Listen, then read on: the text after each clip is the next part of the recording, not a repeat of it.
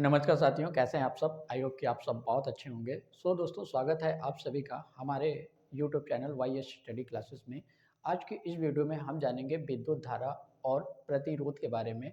तो दोस्तों, इस वीडियो को पूरा एंड तक वॉच करिएगा, जिससे कि आपके मन में जो भी डाउट होगा विद्युत धारा और प्रतिरोध से रिलेटेड, वो सारा डाउट इस वीडियो को देखने के बाद क्लियर हो जाएगा।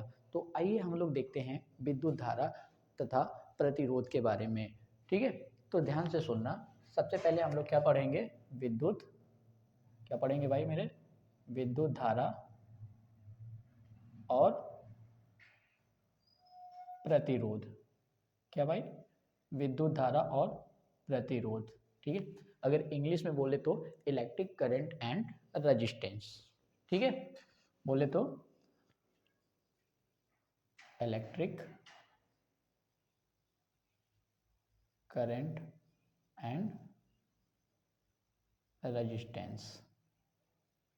ठीक है, मतलब हम इन सब चीज़ों के बारे में जानेंगे। ठीक है ना?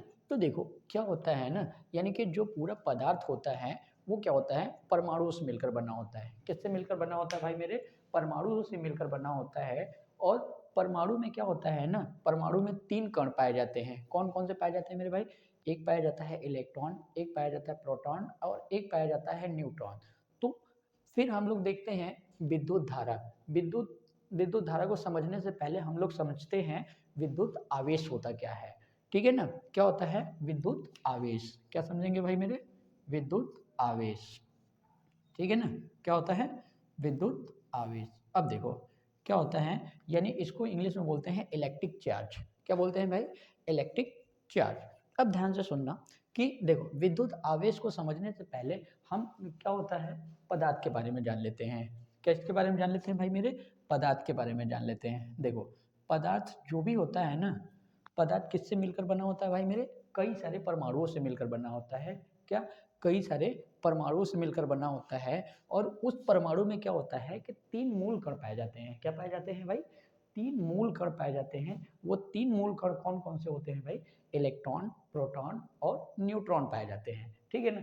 और नाभिक में कौन-कौन से रहते हैं? नाभिक में हमारा प्रोटॉन और न्यूट्रॉन रहता है। आउटर मोस्ट सेल में यानी कि बाहरी कक्षा में चक्कर हमारा इलेक्ट्रॉन मारता है। ठीक है ना? जैसे कि यहाँ पे ये मान लो कोई पदार्थ है। ठीक है ना? मतलब ये परमाणु है।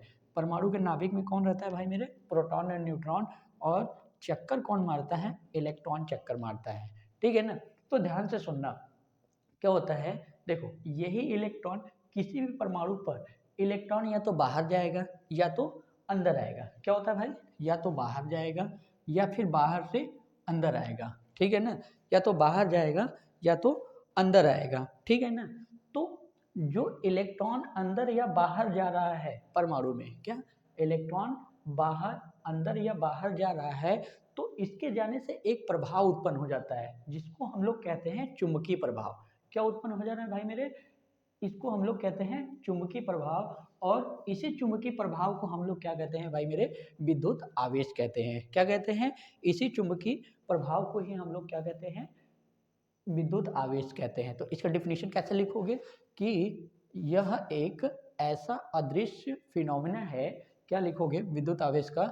यानी कि यह एक ऐसी घटना है जिसके कारण प्रत्येक वस्तु आकर्षण या प्रतिकर्षण बल का अनुभव करता है, विद्युत आवेश कहलाता है। समझ में आ गया? एक बार फिर से सुन लो कि विद्युत आवेश यह एक ऐसी घटना है जिसके कारण प्रत्येक वस्तु आकर्षण या प्रतिकर्षण बल का अनुभव करता है, विद्युत आवेश कहलाता है। ठीक है? अगर इंग्लिश में जानना चाहो तो it is imaginary phenomena by which any substance experience a force of attraction and repulsion that is called of electric charge।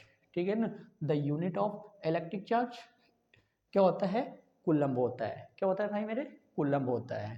Right? अगर इसका फॉर्मूले की बात किया जाए तो Q बराबर क्या होता है? N इंटू ए।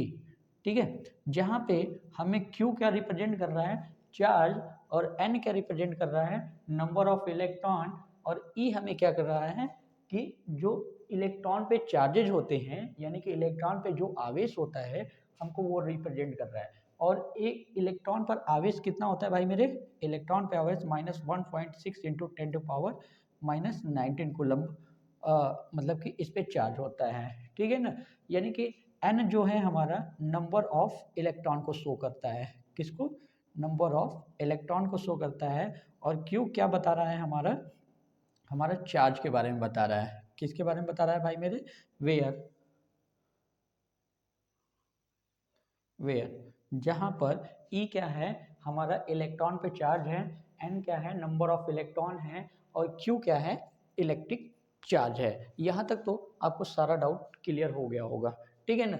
अब देख लेते हैं जो इलेक्ट्रॉन पर यहाँ पर आवेश होता है वो कितना होता है भाई मेरे, -1.6 इंटू 10⁻⁻19 कूलम, और प्रोटॉन पे जो चार्ज होता है +1.6 इंटू 10⁻⁻19 कूलम, और न्यूट्रॉन पे जो होता है नो चार्ज होता है। क्या होता है भाई मेरे, नो चार्ज होता है। समझ में आ गया। अब क्या करते हैं, देखो मास कितना होता है, 9.11 इंटू 10⁻31 kg होता है, ठीक है। अब क्या होता है, जो प्रोटॉन पे मास होता है यानी कि mp 1.67 7 इंटू 10⁻⁻27 kg होता है। और यहाँ mn यानी कि इस पे चार्ज है, तो इसका मतलब ये नहीं हुआ कि इस पे मास नहीं होगा, इस पे भी मास होता है 20-27 kg, ठीक है ना।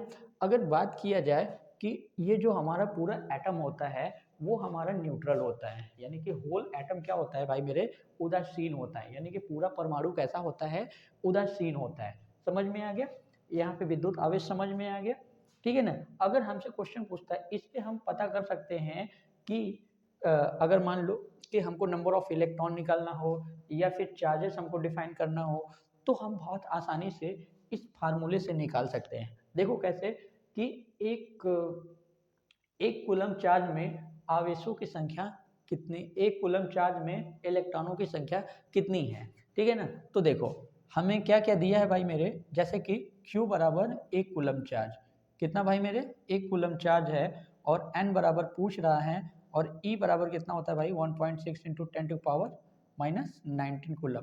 जब फॉर्मूला हमने अभी बताया था Q बराबर N इंटू ई होता है, क्या होता है N बराबर E, तो N बराबर क्या हो जाएगा Q बाई ई। जब यहाँ पे वैल्यू पुटअप कर दोगे कितना 1/1.6 इंटू 10⁻⁻19 कूलम, जब इसको पूरे को कैलकुलेशन करोगे भाई मेरे, तो 6.25 इंटू 10⁻18 इलेक्ट्रॉन आएंगे। कितने आएंगे भाई मेरे, इतने इलेक्ट्रॉन, यानी कि एक कूलम चार्ज में नंबर ऑफ इलेक्ट्रॉन कितने होंगे भाई मेरे, 6.25 इंटू 10⁻18 इलेक्ट्रॉन प्रेजेंट होंगे, राइट।